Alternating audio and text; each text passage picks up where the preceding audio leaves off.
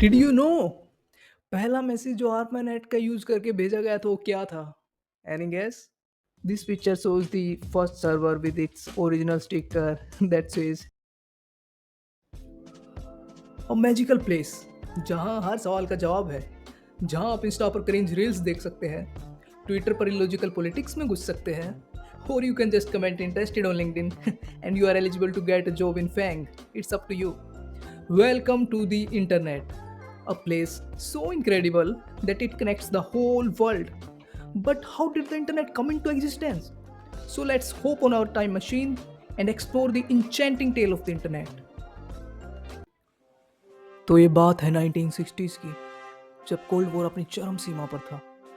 That time, US Department of Defense was looking for a way to create a communication network that could survive a nuclear attack.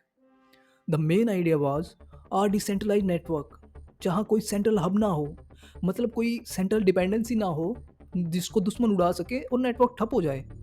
तो इसी idea के साथ entry होती है ARPANET की. So now what is ARPANET? ARPANET internet ही था, but on a small scale.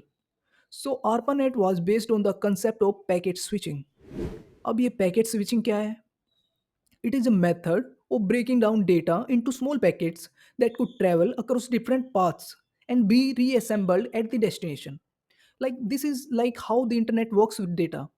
Instead of sending a whole big file at once, it breaks it down into small pieces called packets, and these packets travel through different paths to reach their destination.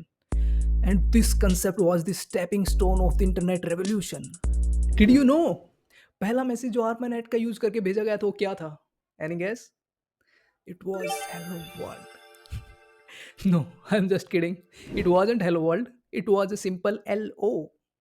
भेजना तो login चाह रहे थे, पर system crash हो गया after the first two letters. Interesting. ਹੱਸਦੇ ਚਿਹਰਿਆਂ ਦਾ ਮਤਲਬ ਇਹ ਨਹੀਂ ਹੁੰਦਾ ਕਿ ਉਹਨਾਂ ਨੂੰ ਕਦੇ ਕੋਈ ਤਕਲੀਫ ਨਹੀਂ ਹੁੰਦੀ ਉਹਦਾ ਮਤਲਬ ਇਹ ਹੁੰਦਾ ਕਿ ਇਹਨਾਂ ਨੂੰ ਤਕਲੀਫਾਂ ਨਾਲ ਡੀਲ ਕਰਨਾ ਹੁੰਦਾ बिल्कुल सही. As ARPANET continued to grow, the need for a standardized communication protocol became evident. हाँ जी. मतलब हमें ज़रूरत थी ऐसे प्रोटोकॉल्स या सेट ऑफ रूल्स की जो बताएंगे how data is formatted, transmitted, received and acknowledged in a network. In simple words, हमें चाहिए था the constitution of the internet. तब एंट्री होती है TCP/IP की. ये बना हमारा इंटरनेट का संविधान, जिसमें सब था कि कैसे डेटा को फॉर्मेट, ट्रांसमिट, रिसीव और एक्नॉलेज करना है. And TCP stands for transmission control protocol and IP stands for internet protocol. और ये डेवलप किया था Vint Cerf and Bob Kahn ने, जो माने जाते हैं the fathers of the internet. So now with the concept of packet switching and TCP/IP protocol, तो ARPANET बन गया इंटरनेट. So let's say it's 2 a.m. and you have decided to confess your feelings to your crush. You typed a long message full of your emotions and you click the send button. Now, what happens next? I'm not talking about the abusive rejection you will get.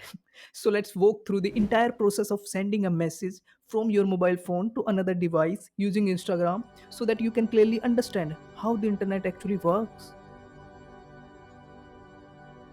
Now let's say your mobile is connected to the internet via cellular data. In simple terms, आप जियो का internet use कर रहे हैं, तो यहाँ पे जियो है ISP, that is internet service provider. ISP आपके डिवाइस को एक यूनिक IP एड्रेस असाइन करता है. IP address is nothing but like an address of your house. Similarly, in the internet world, an IP address acts as a shipping address through which all information reaches its destination.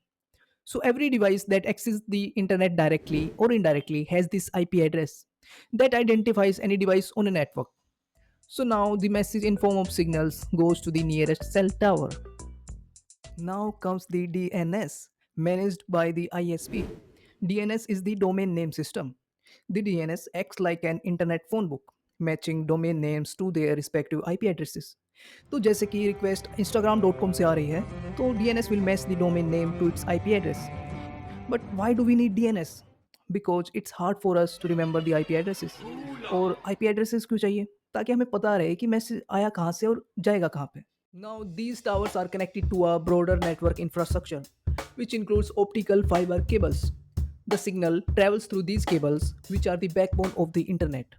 तो data packet cell tower से होते हुए फिर optical fibre cable से जाते हैं जो कि अंडर द सी बिछी होती है mostly. These cables carry the data in the form of light pulses, which can travel long distances with minimum delay. That's why you got a rejection message so fast. So blame the optical fiber cables. Now the packets reach Instagram's data center, where servers process and store data. Now, what is a server? A server is a computer that provides information to other computers called client. And this architecture is known as the client server architecture. The client server architecture is like a restaurant. The client is the customer who orders food, and the server is the waiter who takes the food and serves it to the client. This picture shows the first server with its original sticker that says, "This machine is a server, do not power it down." तो server एक special type का computer ही होता है जो हमेशा power on रहना चाहिए. ऐसा क्यों? ताकि वो क्लाइंट की रिक्वेस्ट फुलफिल कर सके. Now the Instagram server reconstructs the message from the received data packets and verifies your account credentials. After processing, Instagram sends the message to your crush's device. This involves sending the data packets back through the internet, following a similar path via optical fiber cables and ISP. So when you send a message, it first travels to your ISP via a nearby cell tower, also the concept of IP address and DNS system. और उसके बाद the data is transmitted through optical fiber cables, possibly traveling under the sea, and then the data packet reach the correct server where they processed and routed back to the recipient's device. So that's how the internet works.